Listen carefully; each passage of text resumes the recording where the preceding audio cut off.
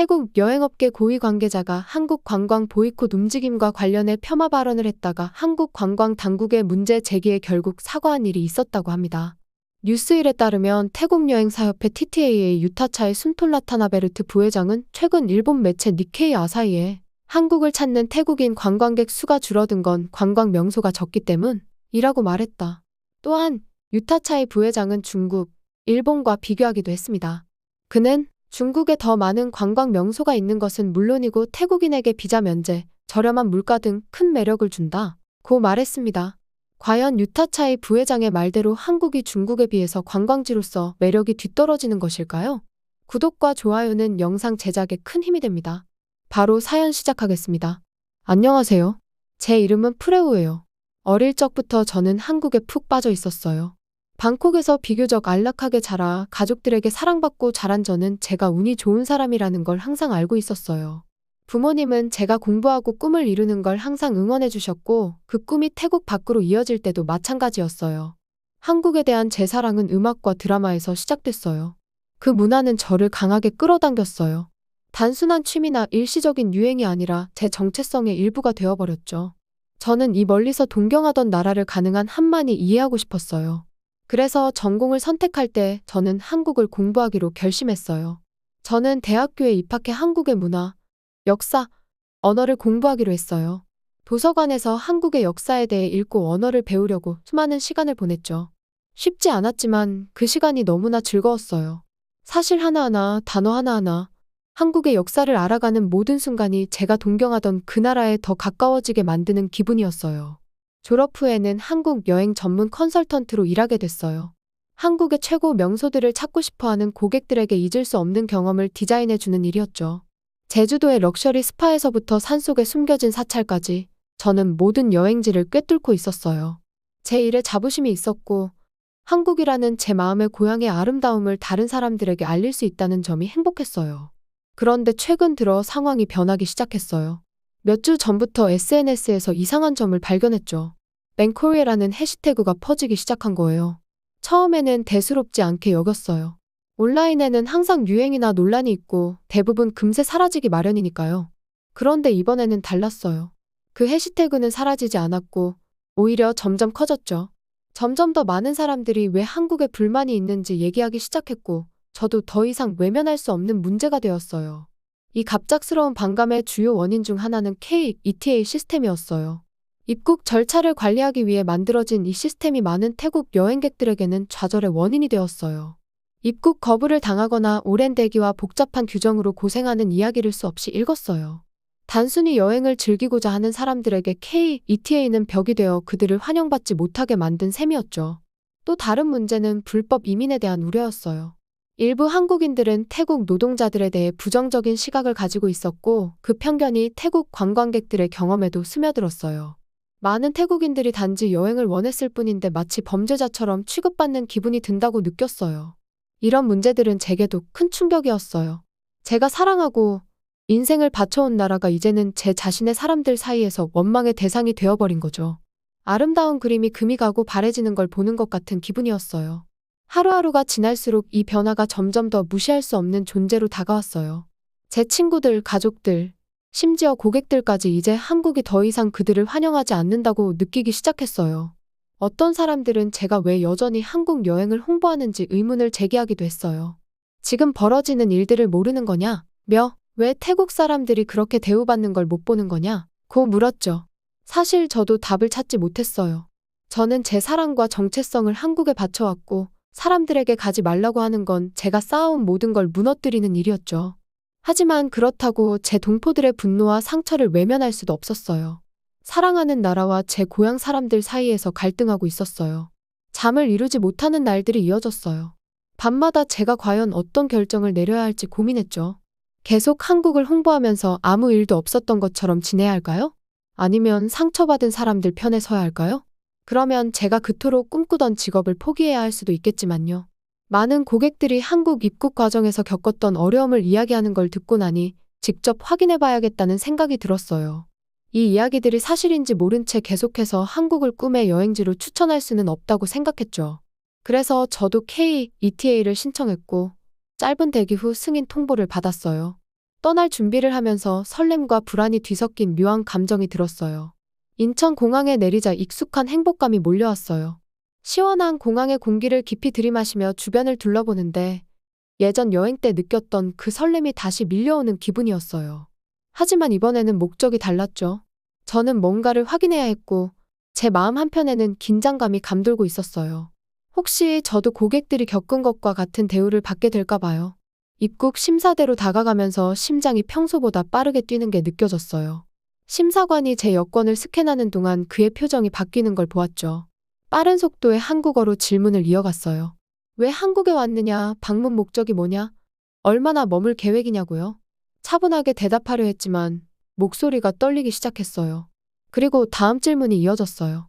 단순히 여행 계획이 아니라 제 개인적인 부분까지 묻기 시작했어요. 직업, 소득, 한국에 아는 사람 등등. 심사관의 목소리 톤은 차갑고 의심스러워 보였어요. 마치 제가 뭔가 숨기고 있는 것처럼 말이에요. 주변에서 다른 사람들의 시선이 느껴졌지만 저는 답변에 집중하려 했었어요. 마침내 심사관은 무표정한 얼굴로 저를 바라보며 한국에 입국할 수 없다고 말했어요. 순간 멍해졌어요. 무슨 말을 하는지 이해하지 못한 것처럼 머릿속이 하얘졌죠. 하지만 그의 말이 점차 이해되면서 차가운 충격이 밀려왔어요. 저는 입국 거부를 당한 거예요. 거기 서서 방금 일어난 일을 이해하려 했었어요. 제가 그렇게 아끼던 곳, 제 인생을 쏟아부었던 나라가 이제 저를 막아선 거예요. 이해할 수 없었어요. 뭔가 해명하고 싶었고 제가 어떤 사람인지 설명하고 싶었지만 그에게 저는 그저 또 다른 여행객이었을 뿐이에요. 환영받지 못하는 또 한 명의 낯선 사람이었죠. 한국에서는 불법 노동자를 막기 위해 제도가 필요하다는 입장이라고 들었던 것이 기억이 났어요. 일부 태국인이 한국 관광을 위장해 입국한 뒤 불법 체류하자 지난해부터 태국 국적자에 대해 엄격한 심사와 입국 거절 사례가 이어졌다고요. 글로만 봤을 때는 그저 남일이라고 생각했는데 제가 직접 거절을 당하니 충격이 크게 다가왔어요. 돌아가는 비행기를 기다리며 공항에 앉아있는 동안 말로 표현할 수 없는 복잡한 감정이 몰려왔어요. 굴욕감, 분노, 슬픔이 휘몰아쳤고 머릿속이 혼란스러웠어요. 제 고객들, 돌아서야 했던 사람들 모두가 떠올랐어요. 그들의 좌절감과 상처를 이제야 비로소 이해할 수 있었어요. 더 이상 남의 이야기가 아니라 제 현실이 되어버렸으니까요. 돌아가는 비행기에 오를 때쯤 제 안에 무언가가 변한 걸 느꼈어요. 한때 느꼈던 한국에 대한 동경이 이제는 멀어지고 그 자리에 의심이 남아있었어요. 그동안 한국의 아름다움과 친절함을 사람들에게 이야기해왔지만 이제 그 이미지가 산산이 부서진 느낌이었어요. 저는 모든 것을 다시 생각하게 되었어요. 제가 여전히 다른 사람들에게 한국을 대표할 수 있는 사람일까요? 방금 받은 대우를 겪고도 한국이 방문할 가치가 있는 곳이라고 솔직하게 말할 수 있을까요? 이런 의문이 저를 짓누르며 마음을 무겁게 했어요. 비행기에 오를 때쯤 저는 알 수 있었어요. 이제 모든 게 예전과는 다를 거라는 걸요. 한국에서 겪었던 힘든 경험 이후 바로 집으로 돌아갈 마음이 나지 않았어요. 조금 떨어져서 생각할 시간이 필요했거든요. 그래서 충동적으로 상하이로 가는 비행기를 예약했어요. 계획에도 없던 경유지였지만 어쩐지 그게 옳은 선택처럼 느껴졌어요. 새로운 곳에서 머리를 식히고 싶었어요. 추억과 기대에 얽매이지 않은 곳에서요. 상하이에 도착하자마자 모든 것이 어마어마하게 느껴졌어요. 도시가 엄청났어요. 활기와 에너지로 가득 차 있었죠. 고층 건물들이 제 위로 높이 솟아있었고 유리벽마다 사방에서 빛이 반사되고 있었어요. 어디를 봐도 경제 발전의 흔적들이 가득했어요. 중국이 어떻게 거대한 경제 강국이 되었는지를 직접 눈으로 확인하는 기분이었죠. 한편으로는 눈부셨지만요. 하지만 도시를 둘러볼수록 이곳의 매력에도 한계가 있다는 걸 느꼈어요. 소음, 인파, 끊임없이 움직이는 흐름 속에서 마치 여러 방향으로 휘둘리는 기분이었어요. 저는 한국에서 익숙해진 조용한 질서에 익숙해져 있었죠. 거기서 모든 일은 구조적으로 이뤄졌었거든요. 여기서는 모든 것이 더 혼란스럽고 날 것 같은 느낌이었어요. 첫 며칠 동안 기념품을 사기 위해 북적이는 시장을 찾았는데 여기서는 모든 게 조금 다르게 진행된다는 걸 금방 알게 됐어요. 사람들은 저를 힐끗 쳐다보지도 않고 휙휙 지나쳐서 여러 번 부딪힐 뻔했어요. 대화는 크고 거칠었고 때로는 사람들이 너무 날카롭게 말해서 제가 뭔가 잘못한 건 아닌지 의아했어요. 이상했어요. 방콕에서도 복잡한 곳에서는 사람들이 친절한 편이었거든요. 일종의 예의라고 할 수 있는 그런 미묘한 배려가 있었죠. 여기서는 그런 규칙이 통하지 않는 것 같았어요. 상하이 이후에는 아름답고 평화롭다는 항저우에 갔어요. 사람들이 말하던 대로 서울은 정말로 아름답고 푸르렀어요. 호숫가를 거닐며 조용히 사색할 수 있길 기대했죠. 하지만 이곳에서도 인파는 여전히 많았고 분위기는 생각보다 덜 여유로웠어요. 사람들은 사진 찍기에 바빴고 그 주변의 아름다움이 그저 다음 SNS 게시글의 배경처럼 느껴질 정도였어요. 이런 순간들마다 제 생각은 다시 한국으로 흘러갔어요. 자꾸만 두 나라의 경험을 비교하게 되더라고요. 한국에서는 미처 다 이해하지 못했던 존중과 질서가 있었어요. 사람들은 분주하게 움직이지만 서로 밀치지 않고 개인 공간을 존중하며 조용한 순간의 가치를 아는 듯했죠. 서울의 가장 붐비는 곳에서도 일종의 불문율 같은 것이 있었고 그 품위가 느껴졌어요. 그 가치는 제게 너무 깊이 각인되어 있어서 제 세계관에도 영향을 미쳤던 거예요. 중국 여행을 하면서 예기치 않게 한국이 그리워지기 시작했어요. 힘든 일을 겪었음에도 한국 문화가 제게 얼마나 중요한지가 새삼 느껴졌어요. 질서 잡힌 거리, 예의 바른 대화, 존중의 작은 몸짓들 이런 것들이 얼마나 저를 편안하게 만들었는지 깨달았죠. 최근에 받은 상처에도 불구하고 한국에 대한 애정이 쉽게 사라지지 않는 걸 느꼈어요. 이번 여행을 통해 한국을 새롭게 보게 되었어요. 한국이 완벽하지 않다는 걸 이제는 더 잘 알게 됐죠. 입국 문제, 그리고 때로 태국인들이 받는 대우에 대한 문제도 무시할 수 없었어요. 하지만 그럼에도 불구하고 제게 한국은 단 한 번의 나쁜 경험으로 사라지지 않는 깊은 인연이었어요. 저는 단순히 이상적인 한국을 사랑한 것이 아니라 그 문화와 삶의 방식, 한국이 가진 고유의 아름다움을 소중히 여겼어요. 이런 깨달음이 상처를 없애주지는 않았지만 저에게 명확함을 가져다 주었어요. 집으로 돌아갈 준비를 할 즈음에는 일부 의문에 대한 답을 찾은 듯한 마음의 평화가 느껴졌어요. 한국은 여전히 제 마음속 특별한 자리를 차지하고 있었어요. 비록 더 이상 완벽한 여행지는 아니었지만요. 모든 답을 얻은 건 아니었고 여행 컨설턴트로서 제 역할에 대한 불확실함도 남아 있었어요. 하지만 확실히 알게 된 건 제게 중요한 가치는 여전히 한국에 있다는 사실이었어요. 다른 곳에서는 쉽게 찾을 수 없는 그런 가치들이요. 비행기가 이륙할 때 창밖을 보며 결심이 섰어요. 앞으로도 한국을 다른 사람들에게 알릴 거예요. 하지만 이번엔 솔직하게 말할 거예요. 좋은 점도 어려운 점도 모두 인정하면서요. 진정한 사랑은 결점 없이 완벽한 모습을 찾는 게 아니라 그곳의 아름다움과 부족함 모두를 수용하는 것이라는 걸 깨달았으니까요.